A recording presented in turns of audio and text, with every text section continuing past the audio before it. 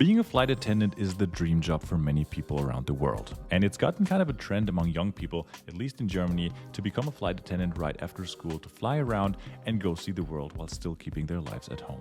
I've been a flight attendant for 2 years now, and in this video I want to show you not only what I do on a single rotation, but what I do in a whole week, including my international commute to work, and what my roster for the whole month of December, just to give you an example, looks like. So today's Friday, the 6th of December, and I'm here in my apartment in Dubai. A few days ago, I came back from my last rotation to Punta Cana, Namibia, which is a place I absolutely love, by the way. But now I'm happy to have a few days off just to take care of some stuff I have to do at home.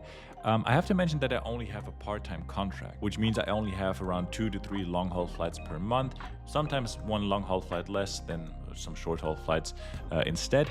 With my part-time contract, I usually fly around 50 to 55 hours per month, block hours that is. Full-time contract would be 75. Block time, by the way, is the time the airplane spends moving. The term comes from the blocks that are put in front of the airplane's wheels to stop it from moving. Going off block is the time when the plane releases the parking brake, and going on block means setting the parking brake again. So the time in between is the block time. Then on Monday, I have a flight to Punta Cana with a layover of 24 hours, which is also the rotation I'm going to take you on in this video. And then Christmas, I'll be back in Namibia, and then for New Year's, I have a trip planned to the US. So that was my whole month of December. Today, the 6th of December, is officially an off day, but of course we also have duties when we're not flying. Today, for example, is pretty much an iPad day for me. Each one of us gets an iPad mini like this provided by our airline, where we have everything we need for work on. So what I'm gonna do today is we have these so-called web-based trainings, which are just courses we have to do on our iPads that keep our license active and make sure that we're up to date with current regulations and procedures to do our work properly. So today I'll just do the one that is due in a couple of days to then be well prepared for my flight duty on Monday. So it's Saturday now, day 3 of the week already, and I just wanted to show you real quick what I packed for my trip. Packing yesterday really turned out to be a chaos, but I'll just show you real quick what I put in my suitcases, how I organized everything, what exactly I take on my work trips in general, and then what it looks like today. Because even though I'll be in the Dominican Republic for only 24 hours, I am gone from home for a little longer than that. As I said, I live in Dubai, but I'm based here in Frankfurt. I'm at a friend's place right now, in case you're wondering, which means that every time I have a flight duty, I need to go from Dubai to Frankfurt to start my flight duty from here, which is why last night I made my way from warm Dubai to cold Europe to spend my day here today with a couple of friends and then be well rested for my flight duty tomorrow to Punta Cana. All right, so these are my 2 suitcases. This one is provided by my work and this one I had to buy for myself. Usually I separate between my work suitcase and my clothes suitcase. So in my work suitcase, there's stuff like my second uniform, my documents, my iPad that I need for work. I put my laptop in there as well.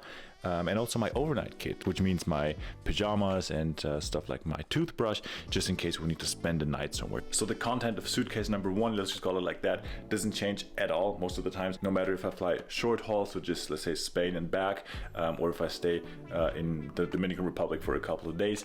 This one doesn't change at all because it just has work stuff and my overnight kit, which you also always should have in your suitcase just in case there's a diversion or a flight cancellation and you have to spend the night somewhere and don't get back home on the same day. And suitcase number 2 is just clothes. As you see, I know I'm not the most organized packer. The suitcase is quite full. That one is optional, I would say. Sometimes I don't take it. Sometimes I only take one suitcase and just pack one more set of clothes. But I'm staying in Frankfurt today, then tomorrow is Dominican Republic, then I'm gonna visit my family for a couple of days. So both of these suitcases are completely full now, which is also why yesterday the packing was a little bit of a chaos. But basically the most important thing when it comes to packing is, besides your work stuff, always have a little bit of clothes for an extra day or 2, just in case a flight is diverted or even canceled and you have to spend the night somewhere you didn't plan on spending a night. I personally never had a diversion or anything where to stay in a place that I didn't plan on staying. What happened to me a couple of times, however, is that I had a longer layover than expected. For example, just in July, a couple months ago, my stay in Las Vegas was supposed to be 48 hours only, but then it turned out to be a whole week because a couple of flights were canceled. We were just stranded there basically. But in those cases, we do get some compensation. So even though you're supposed to always pack a little more than you need, these cases, of course, are extreme cases. So then the airline definitely helps out a little bit. So last night I flew in Lufthansa's premium economy as a passenger from Dubai to Frankfurt. And I want to use this opportunity to talk about one of the, if not the biggest benefits basically that airline employees get from their employer, which are standby tickets. Because every time I tell someone that doesn't work in the aviation industry that I work as a flight attendant, they sometimes jokingly, sometimes seriously ask me if I can hook them up with free flights. Unfortunately, that is not possible. However, I can get very cheap standby tickets for me and a small circle of people. But what exactly does standby mean? Basically, I buy waitlist tickets. So if a flight is not fully booked, I can get one of those not occupied seats on the flight for a cheaper price. The downside to this, however, is if the flight is fully booked or if there are more standbys than available seats, you just stay where you are and don't make it onto the plane. And yes, you do get your money back. That's always a question. Yes, if you don't get onto the plane, you get your money back. While not getting on the flight is of course always a risk, after a while you know what to expect if you see the booking numbers, how they develop over time. And also there's not only the opportunity to fly standby on my own airline, but we have agreements with I think around 60 airlines around the world that we can buy standby tickets on. So there's always a possibility to go from point A to point B, in my opinion. These are the routes that I use. So between the UAE and Germany, I can book direct flights with Lufthansa, with Eurowings, with Emirates, with Etihad. Maybe there's something I missed, but these are like the main ones that I can use on a day-to-day basis. All of them go pretty much daily. I think only Eurowings doesn't go daily. And then there's Emirates and Etihad. And these two go, I think, 2 to 3 times per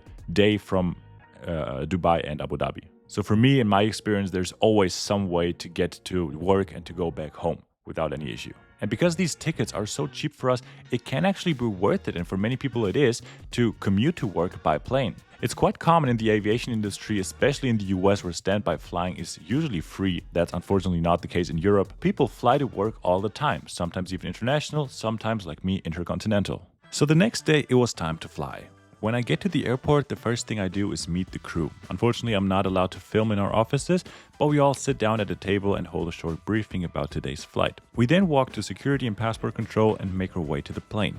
On every flight, we have positions which are tied to specific tasks. On this rotation, I was responsible for the economy class galley in the back of the plane. So after we got on board, I immediately started with my so-called catering check. Basically, my task is to make sure that we have everything that we need for the service on board and we have enough meals for the passengers. My co-workers in the meanwhile check other things like the emergency equipment. This process takes around 20 minutes and then it's time to welcome our guests on board. In Frankfurt, we usually only board through the front of the plane, so I could do some more preparations for the service without having people walking by. One of my tasks was also to make this beautiful boarding announcement you hear when you get onto the plane to help get the boarding process done as quickly as possible. Everything we do on ground always happens under time pressure because everyone wants to get the airplane into the air as quickly as possible, but once that happens, our work gets a little more relaxed. So the first step is drink service. Thanks to my fantastic preparation during boarding, I could send my coworkers into the cabin with their drink cards in no time. In the meanwhile, I already prepared the second round, which is the meal service.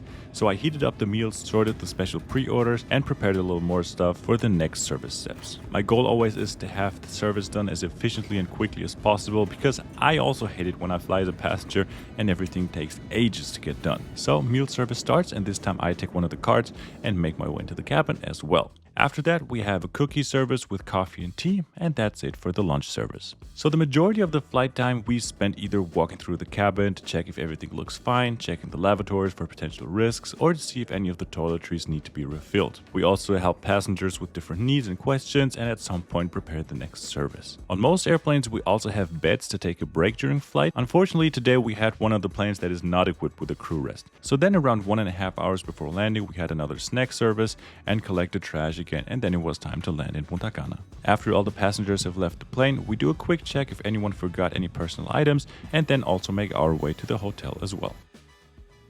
Alright, so I'm in my hotel room right now. I'm going to tell you just a little bit about what we do on a layover. So generally we stay in pretty nice hotels. Unfortunately, I can't show you that much because generally crew hotels are not supposed to be disclosed. This morning we went on a sunrise walk, me and one of the co-workers. We do get to spend a little bit of time in the place that we go to when it's a long haul flight. Of course, on short haul flights it's a different story, but here we have around 24 hours, a little more, and basically the time is just free time for us, so we can do anything that we want.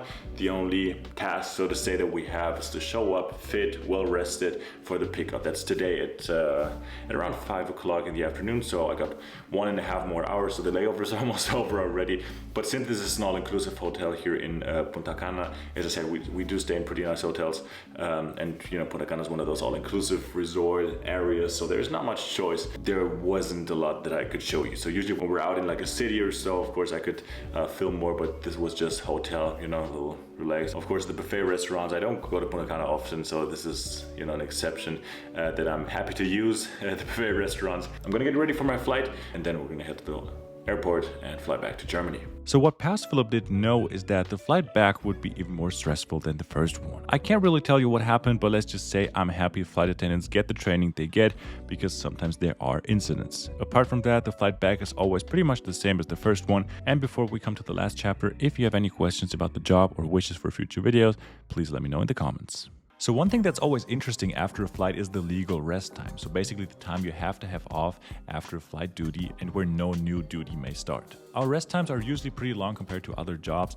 I mean, in the end, flight attendants are not only there to do service, but especially for the cases of something happening, be it a medical incident, an unruly passenger, a fire, or an actual evacuation. And to perform these duties, we have to be 100% well rested and fit for the flight. After this Punta Cana rotation, I have a rest time of roughly 48 hours to then ensure that after that time, I'm 100% fit again for another flight.